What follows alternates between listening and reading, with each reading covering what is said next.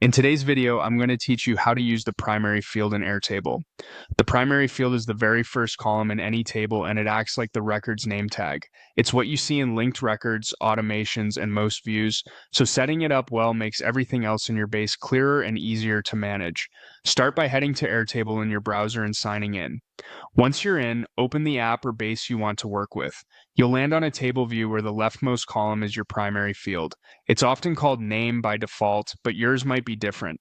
Click directly on that primary field's header to focus on it. Next, open the drop-down menu on that same header. This is where you can control the primary field settings. Choose Edit Field to open the configuration panel. Here's where the real decisions happen. The primary field can be different types depending on what best identifies your records. If each record should have a simple label, a single line text field is a safe, flexible choice. If your record name is computed from other fields like combining first and last name or merging a project code with a task name, consider using a formula so the primary field updates automatically.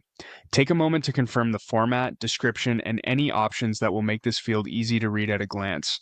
When you're satisfied, click Save to apply your changes. You'll see the table update immediately, and the new structure will ripple anywhere the record name appears.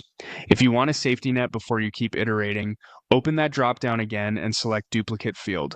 This creates a copy of the column's current values. It's handy for testing new formats, keeping a quick backup of the original naming scheme, or providing an alternate label in different views without risking your main identifier.